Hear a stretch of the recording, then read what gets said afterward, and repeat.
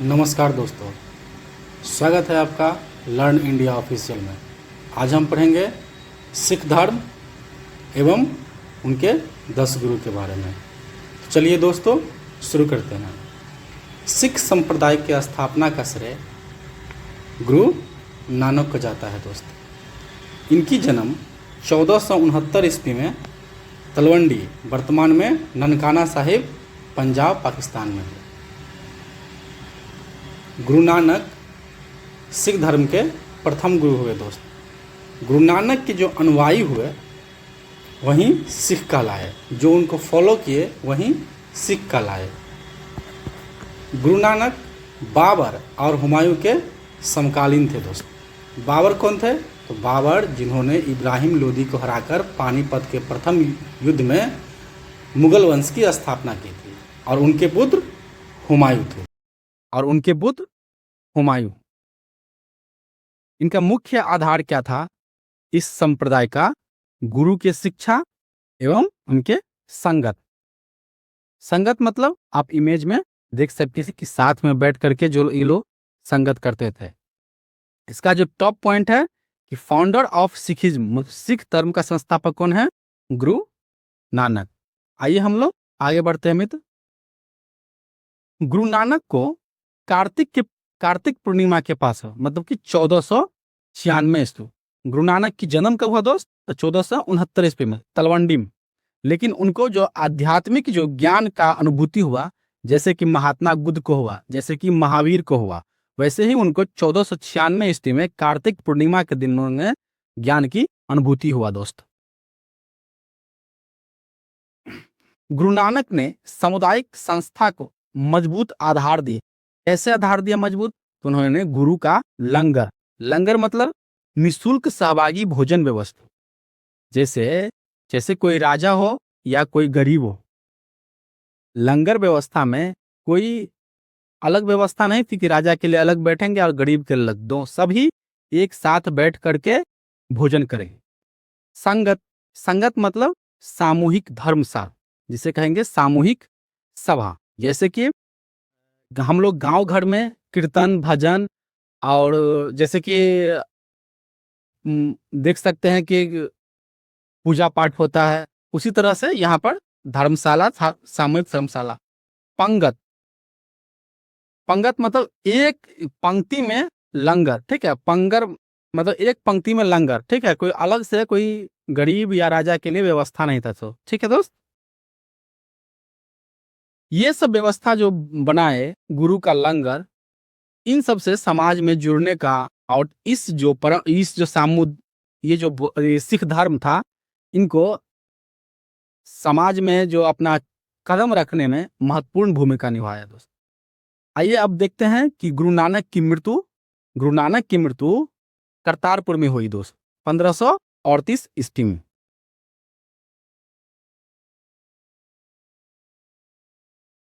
इनका मुख्य पॉइंट यही था कि उनकी मृत्यु कब हुई? तो 1538 ईस्वी में हुई, और स्थान करतारपुर में गुरु नानक की मृत्यु हुई थी दोस्त। अब आते हैं गुरु अंगद, जो सिख धर्म के दूसरे गुरु हुए दोस्त। इनका कार्यकाल रहा 1539 से 1552 ईस्वी। इसका जो प्रारंभिक नाम था ये था लहन, ठीक है। इन्होंने गुरु अंगद ने गुरुमुखी लिपि को प्रारंभ किया, ठीक है दोस्त। तो इनका जो मुख्य point, exam point, Guru Angad को ही क्या कहा जाता है? बचपन का नाम उनका लहना था। इन्होंने गुरुमुखी लिपि रेडी किया, तैयार किया, और लंगर व्यवस्था को जो गुरु नानक ने चालू किया था, इनको ये निरंतर कर दिया। अब आते हैं इनके तीसरे गुरु पर। तीसरे गुरु कार्यकाल कब था? तो 1552 से 1574 था। और तीसरे गुरु के रूप में कौन आए? तो अमरदास। पहला गुरु याद कीजिए दोस्त, गुरु नानक। दूसरा आए गुरु अंगद, जिन्होंने गुरुमुखी लिपि दिया, और तीसरे आए अमरदास। उन्होंने हिंदुओं से पृथक, मतलब हिंदुओं से अलग एक विवाह का प्रचलन स्टार्ट किया दोस्त। क्या? तो लवन या लवना, विवाह का एक अलग पद्धति था दोस्त। संगठन और सामाजिक संस्था को इन्होंने मजबूत किया। तो इसमें मुख्य पॉइंट यही है कि याद करने वाला फैक्ट है कि गुरु अमरदास ने क्या किया, तो लवणा जो विवाह की पद्धति है इन्होंने डेवलप किया दोस्त। अब आते हैं इनके, हाँ, अकबर ने गोविंदवाल में जाकर गुरु रामदास से भेंट किया था दोस्त। एग्जाम में क्वेश्चन आएगा कि अकबर महान शासक थे, इन्होंने अमरदास से कहां जाकर के भेंट किया था, तो इन्होंने अकबर ने गुरु अमरदास से गोविंदवाल में जाकर के भेंट दिया और दीवी भानी जो अमरदास के पुत्री थे इनको कई गांव दान में दिए थे। अमरदास ने 22 गद्दियों, जैसे कि आप सुने होंगे कि महंत, तो उसी प्रकार से 22 गद्दियों मतलब कि 22 अलग अलग जगहों पर इन्होंने 22 गद्दियां स्थापित किया, जिससे क्या हुआ, इनको समाज में काफी ज्यादा पकड़ बना, उनका नींव बनाने में महत्वपूर्ण भूमिका निभाई। तो अमरदास का एक बहुत महत्वपूर्ण जो कार्य यह भी रहा है कि इन्होंने 22 गद्दी का स्थापना किया, ठीक है, और प्रत्येक गद्दी पर एक महंत को नियुक्त किया। तो याद रखिएगा, इन्होंने अमरदास ने 22 गद्दियां स्थापित किया और गोविंदवाल में आकर के अकबर ने उनसे मिला और उनके पुत्री बीबी भानी को कई गांव दान में दिए। तो पहला गुरु कौन, गुरु नानक, दूसरा गुरु अंगर और तीसरा गुरु कौन हुए, अमरदास। अब आते हैं रामदास, जो बीबी भानी की क्या था, बीबी भानी की पति था, ठीक है। चौथे गुरु हुए गुरु रामदास। इनका कार्यकाल जो हुआ 1574 से 1581 हुआ मित्र, ठीक है। इन्होंने ही अमृतसर नगर की नींव रखी थी गुरु रामदास ने। अकबर ने बीबी भानी को 500 बीघा भूमि दिया दोस्त। इसी पर अमृतसर जलाशय को खुदवाया, कौन, गुरु रामदास, जो बीबी भानी की पति थी, ठीक है, और अमृतसर नगर की स्थापना की। तो याद रखिए दोस्तों कि अमृतसर की स्थापना किसने की, गुरु रामदास, जो बीबी भानी की पति थी एवं अमरदास का दामाद। गुरु रामदास ने गुरु पद को पैतृक बनाया। कैसे पैतृक बनाया, तो उन्होंने अपने तीसरे पुत्र, मतलब कि अब तीसरे पुत्र मतलब कि छोटे पुत्र होंगे, तो अपने तीसरे पुत्र अर्जुन को गुरु का पद दे दिया। जखने अपना पुत्र को देंगे गुरु का पद तो ये पैतृक बन जाएगा, ये वंशानुगत बन जाएगा गुरु का पद।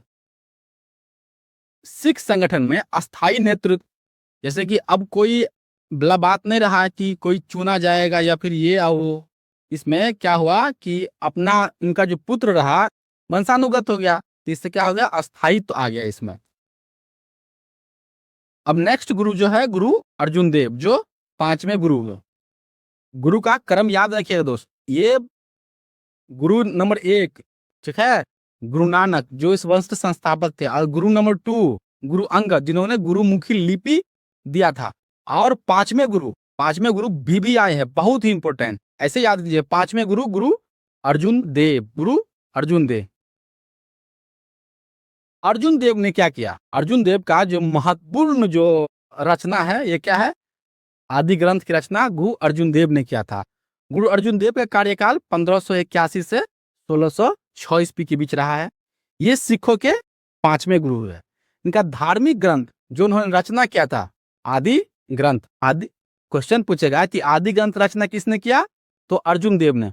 लेकिन गुरुमुखी लिपि जैसे कि हमारे अभी देवनागरी लिपि है, ठीक है, और कई लिपि है, तो वैसे ही लिपि का तैयार किया था गुरु अंगद देव ने, जो दूसरे गुरु थे, ठीक है दोस्त।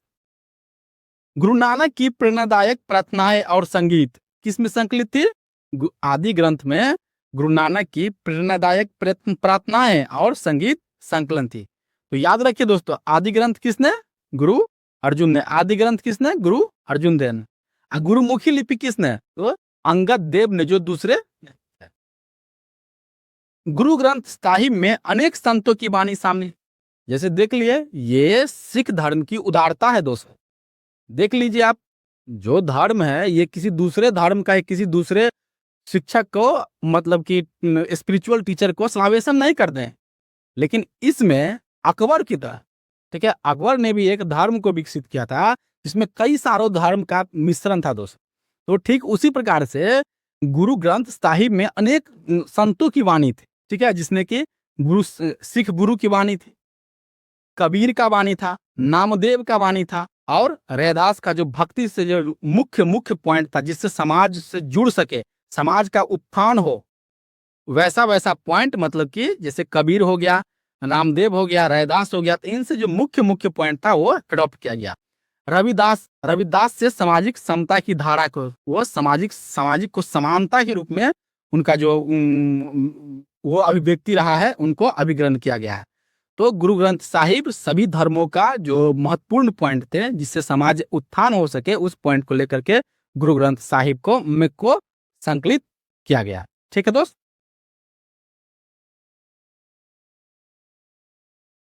गुरु अर्जुन ने, जो सिखों के पांचवें गुरु हुए, हरमंदिर साहिब का निर्माण करवाया दोस्त। ये हरमंदिर साहिब कहाँ था दोस्त?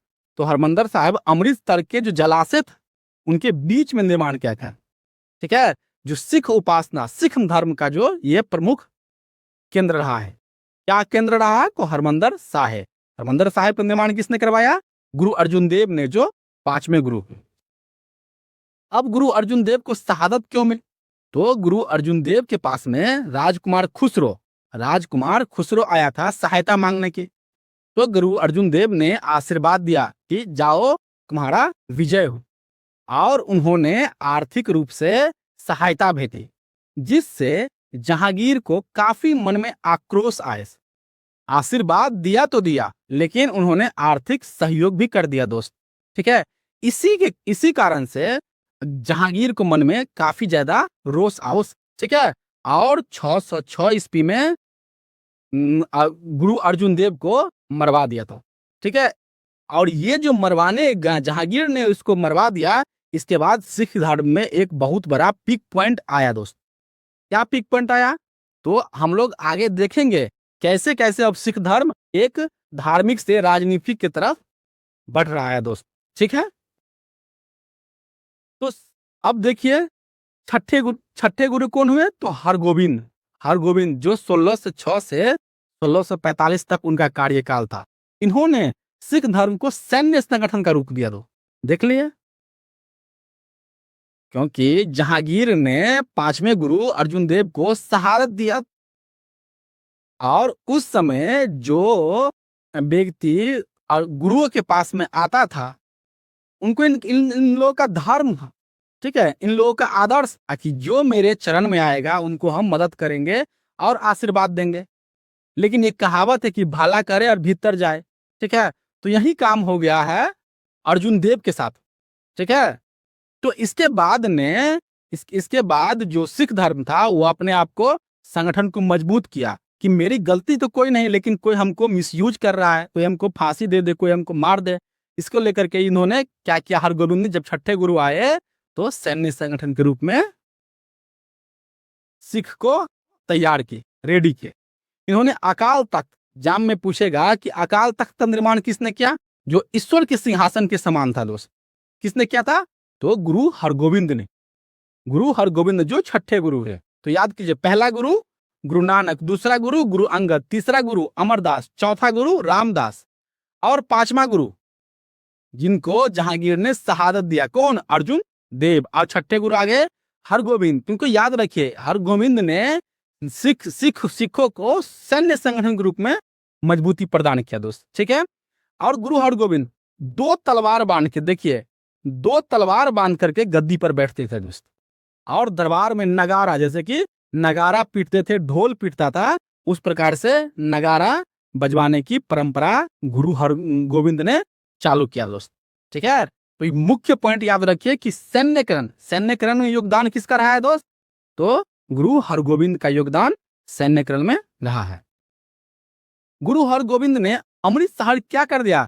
किला बंदी कर दिया, फोर्टिफिकेशन करवा दिया, इसको घेरवा दिया। ठीक है, कि तो कोई आए मुंह उठाए और उसको अटैक न कर दे। ठीक है, इसको लेकर के इन्होंने घिरवा दिया। सिख समुदाय को रक्षा संगम बना, सक्षम बनाया, मतलब अपने आप को डिफेंड कर सके, ऐसा उन्होंने सिख संप्रदाय को बनाया। हरगोविंद ने दो तलवारें शक्ति और धर्म के प्रतीक बनी। अकाल तख्त ने नेतृत्व को राजनीतिक स्वर दे दिया। बिल्कुल समझ ही रहे हैं कि दो तलवार लेके बैठेंगे तो जो बाबा लोग धार्मिक स्वभाव के आदमी है, वो तलवार लेके तो नहीं बैठते हैं, लेकिन जो तलवार लेके बैठेंगे तो एक मोड़ आ गया। ठीक है, क्या ये धार्मिक से राजनीतिक की तरफ इंक्लाइंड हो गया दोस्त। तो अकाल तख्त, गुरु और गोविंद। अब आते हैं गुरु हरराय और गुरु हरकिशोर। इनके बीच में एक बहुत ही रोचक कहानी है जो हम आपको बताएंगे। गुरु हरराय के कार्यकाल कितना रहा दोस्त? 1645 से 1661 रहा है। दारा सिकों को आशीर्वाद देने वाला गुरु कौन? तो गुरु हरराय। दारा सिकों को आशीर्वाद देने वाला कौन? तो गुरु हरराय। और खुसरो का आशीर्वाद देने वाला कौन था? तो खुसरो का आशीर्वाद देना उसके पांचवें गुरु, गुरु अर्जुन देव। इनको याद रखिएगा, जिसको जहांगीर ने शहादत दे दिया था, मतलब मृत्यु दे दिया था। दारा सिकों का आशीर्वाद देने वाला कौन? तो गुरु हरराय। ठीक है, ये शांति स्वभाव वाला गुरु थे। अब इनके बड़े भाई राम राय का विवाद देखते हैं। गुरु हरराय के बड़े पुत्र थे कौन? राम राय। इन्होंने मुगल सम्राट औरंगजेब को प्रसन्न करने के लिए वो जो एक पंक्ति था गुरु ग्रंथ की, उनका अर्थ इन्होंने बदल दी, जिससे गुरु हरराय नाराज हो गए और उनको बोले कि तुम गुरु बनने के लायक नहीं हो। दूसरे को प्रसन्न करने के लिए तुम गुरु ग्रंथ जो था उनका जो लाइन है उनका तुम अर्थ ही बदल दोगे। इसीलिए उनसे नाराज होकर के इनको गुरुपद नहीं दिया। तो गुरुपद किसको मिला दोस्त? तो गुरुपद मिला गुरु हरकिशन को, जो 8वें गुरु। गुरु हरकिशन की मृत्यु कैसे हो गई दोस्त? तो उनकी मृत्यु चेचक से हो गई है। गुरु हरकिशन को चेचक से उनकी मृत्यु हो गई। और उनको गुरु हरकिशन को औरंगजेब को गुरु पद के बजा करके उनके दरबार में जाकर के समझाना पड़ा दोस्त। तो याद रखिए, ऐसा कौन गुरु था जिनको चेचक से मृत्यु हो गई? तो गुरु हरकिशन को चेचक से मृत्यु हो गई, और वो 8वें गुरु थे दोस्त। कौन गुरु थे? 8वें गुरु। तो आप क्रम से देख लेते हैं 8वां तक। पहला गुरु गुरु नानक, दूसरा गुरु अंगद, तीसरा अमरदास, और चौथा गुरु रामदास, और पांचवा अर्जुन देव, और छठा हरगोविंद, और सातवां कौन हो गए? सातवां हो गए हरराय, और 8वां गुरु हरकिशन। अब आते हैं 9वें गुरु। इनको ईबीबी आए। ठीक है, 9वां गुरु को शहादत दिया औरंगजेब ने। और क्यों दिया, इनके बारे में जानते हैं। गुरु तेग बहादुर का कार्यकाल कब से कब था दोस्त? तो 1664 से 1675 गुरु तेग बहादुर का कार्यकाल था। ये सिख गुरु 9वें गुरु में, सिखों के 9वें गुरु हुए गुरु तेग बहादुर। इन्होंने इस्लाम स्वीकार नहीं किया। ठीक है, देख लीजिए कैसे कैसे औरंगजेब का मन बढ़ रहा है। अभी देखिए, गुरु हरकिशन को उनको दरबार में जाके समझाना पड़ा। ठीक है, और अगले ही गुरु जब आए गुरु तेग बहादुर, तो उनको क्या किया औरंगजेब? तो ये तो कट्टरवादी ही शासक थे ही औरंगजेब। देखे ही आते आते उन्होंने जजिया टैक्स को इंप्लीमेंट कर दिया औरंगजेब। तो ये कट्टर शासक थे दोस्त। कहने का मतलब मुस्लिम को फॉलोवर थे, इस्लाम को सपोर्ट करने वाले। ठीक है, तो इन्होंने गुरु तेग बहादुर जो सिख के 9वें गुरु हुए, इस्लाम स्वीकार नहीं किए, जिस कारण से उन्होंने शहादत दे दी, उनके मृत्यु दे दी। ठीक है दोस्त, और कहां मरवा दिया? तो दिल्ली के निकट जो शीशगंज गुरुद्वारा है, उनको वहां पर मरवा दिया दोस्त। ये धार्मिक स्वतंत्रता के प्रतीक के रूप में शीशगंज गुरुद्वारा को देखा जाता है। ठीक है दोस्त, तो याद कीजिए कि गुरु तेग बहादुर सिखों के 9वें गुरु हुए, उनको शहादत देने वाला औरंगजेब हुए। लेकिन क्यों शहादत दिया? तो उन्होंने इस्लाम धर्म स्वीकार नहीं किया दोस्त। गुरु गोविंद सिंह अंतिम मानव। ठीक है, अंतिम मानव गुरु मतलब उसके बाद गुरु का पद मानव के रूप में नहीं रहा दी। ठीक है, इसके बाद गुरु का पद एक ग्रंथ के रूप में गुरु का पद चलता रहा। ठीक है, कभी गुरु गोविंद समझ गए थे कि अगर इनको अगर आगे एक्सटेंड किया जाए, ठीक है, और आगे इनको बढ़ाया जाए तो एक कलह का, ठीक है, एक विवाद का कारण बनेगा। इन्हीं लिए गुरु गोविंद ने एक ग्रंथ को गुरु मान करके चल दी। तो गुरु गोविंद का हम कार्यकाल देख लेते हैं, कब से कब कार्यकाल था। तो 1675 से 1708 ईस्वी में, याद कीजिए 1707 ईस्वी में किसका मृत्यु हो गया, औरंगजेब का ज्येष्ठ। लेकिन 1708 ईस्वी में किसका, गुरु गोविंद सिंह की मृत्यु हो गई।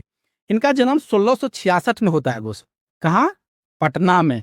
पटना में, इसका पुराना नाम क्या है, पाटलिपुत्र। गुरु गोविंद का जन्म कब हुआ, पटना में, पटना साहिब। स्वयं को सच्चा पादशाह, पादशाह के मतलब राजाओं का राजा, ठीक है, पादशाह का अर्थ होता है दोस्त राजाओं के राजा। सच्चा पादशाह किसने कहा, गुरु गोविंद ने। तो ऐसा कौन गुरु हुए जो स्वयं को सच्चा पादशाह कहा, तो गुरु गोविंद जो स्वयं को सच्चा पादशाह कहा। सिख पहचान को संगठित सैन्य रूप दिया, ठीक है। गुरु जो हरगोविंद थे, जो छठे गुरु हुए, उन्होंने सैन्य रूप एक मतलब कि सिलसिला चालू कर दो, ठीक है। जैसे कि मान लीजिए कि गुरु नानक ने लंगर और पंगर को चालू कर दिया, लेकिन जब गुरु अंगद आए तो उनको एक होता है ना कि एकदम डेफिनेटली करना ही है। तो उस प्रकार से इन्होंने संगठन को सैन्य रूप प्रदान किया गुरु गोविंद ने। तो याद रखिए कि इनका जन्म स्थान कहाँ पे है, पटना में, पटना में। गुरु गोविंद ने 5 कौकारत, ठीक है, जैसे कि पहला केस, केस जैसे कि वो लोग देखिएगा कि सिख लोग सब केस नहीं कटवाते दोस्त, ठीक है, केस कटवाते नहीं है। कंघा, कंघा मतलब अनुशासन, डिसिप्लिन में रहोगे, ठीक है, डिसिप्लिन बहुत मैटर करेगा। कृपान, कृपान मतलब रक्षा। देखिए देख ही रहे थे जब 5वें गुरु अर्जुन देव को जहांगीर ने शहादत दे दिया किसी को हेल्प करने के लिए, आशीर्वाद देने के लिए, तो उसके बाद वो लोग स्टैंड ली, ठीक है, अपने आप को रक्षा करने का निर्णय, ठीक है। तो कृपान उनको रक्षा का प्रतीक था। अगला ककार था कच्छा, कच्छा, कच्छा मतलब संयम, अपने आप को संयम रूपी रखने, ठीक है, मन को अपने बस में रखने के लिए चौथा पॉइंट था। और अगला जो ककार दिए करा, करा मतलब बंधन, बंधन मतलब एक दूसरे से जुड़े रहे, ठीक है दोस्त। और उन्होंने आग्रह किया, उन्होंने आदेश दिया गुरु गोविंद सिंह ने कि जितना भी सिख है जो इस धर्म को फॉलोवर करते हैं, वो अपने टाइटल के रूप में अपने नाम के अंत में क्या लिखे, सिंह लिखे।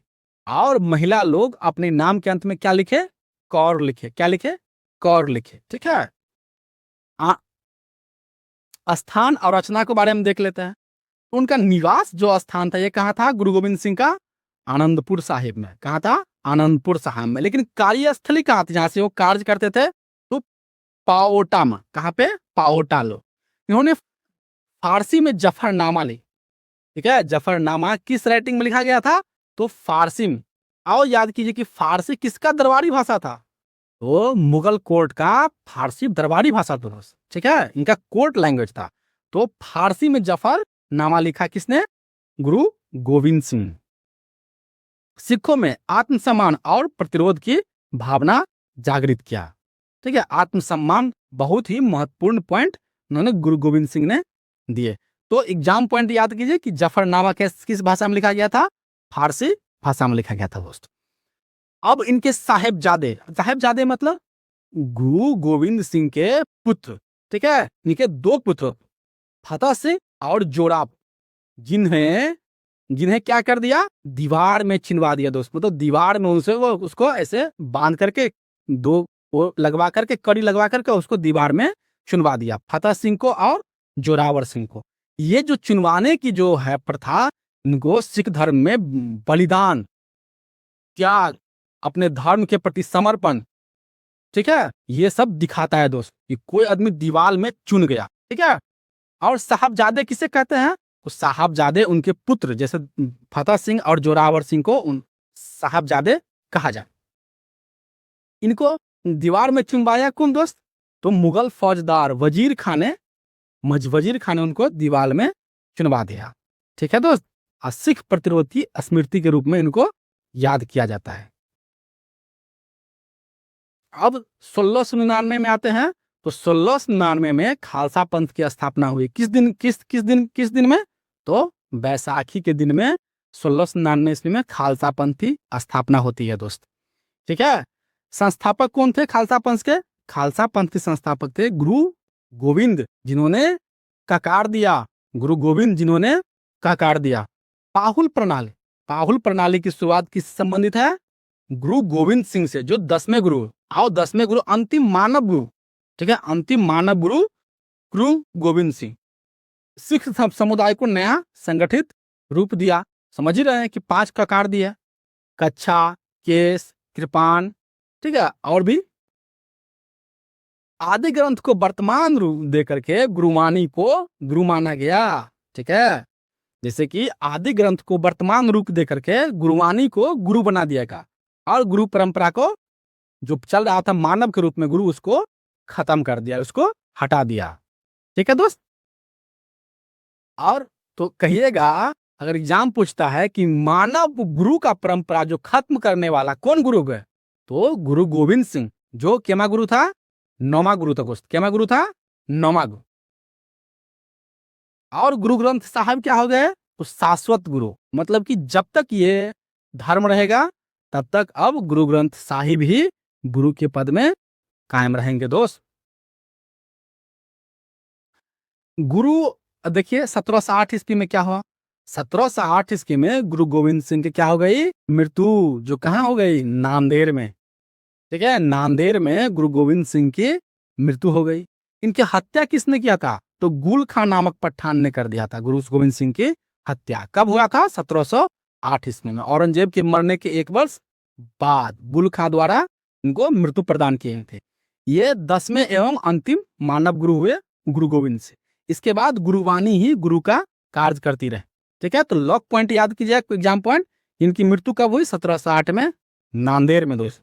ठीक है, अब एक बार एकदम BBI पॉइंट है, ठीक है, जिसको हम याद करते एक बार पुनः उनको दोहरा लीजिएगा कि गुरु नानक ये संस्थापक थे एवं संगत एवं पंगत परंपरा के प्रारंभिक जो सूत्रधार थे, ये गुरु नानक हुआ।